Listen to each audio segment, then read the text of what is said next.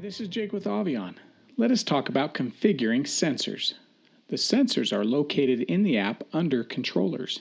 There are two types of sensors, standalone Bluetooth and Direct Connect. With the Bluetooth sensor, after it's added to the project, it will show in this list. The Direct Connect sensors were most likely plugged in after the load controller was added to the project. If that is the case, use the Scan Devices button to automatically add the Direct Connect sensors. The Direct Connect sensors will take on the name of the physical device it is connected to. Now let us configure a sensor. Select the sensor you want to configure. The Bluetooth and the Direct Connect sensors are configured the same way. The only difference is that the Direct Connect sensor configuration page has one extra property. It shows you what light the sensor is physically connected to. You can select the light and blink it to find the physical location of the sensor.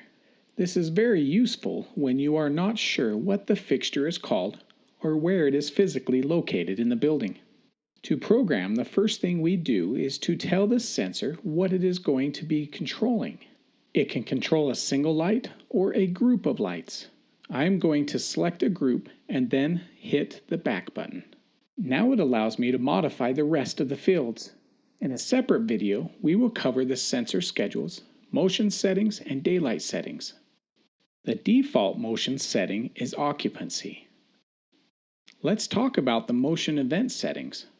The dim level 1 setting is what the light will go to when motion is sensed. Set this value and select back. Time delay 1 is the amount of time before the light goes to the next dim level. Select back when done. Dim level 2 is the step dim setting. Set this value and select back.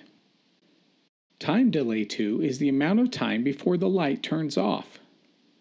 With the default motion setting of occupancy and the settings we just set, when the motion is triggered, the light will go to 75%. Delay 10 minutes. Then dim to 25%. Delay another 10 minutes and turn off. The sensor will reset its timers each time it senses motion. The next setting is motion sensitivity.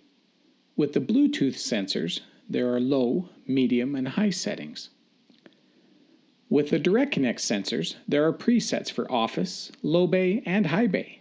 You can also manually set this property if needed. Now that we have changed the settings, select the save in the upper right-hand corner. A useful hint: at any time you can ask the sensor its settings by selecting the three dots in the top right corner and then select Get Configuration. This will ask the sensor for all its current settings.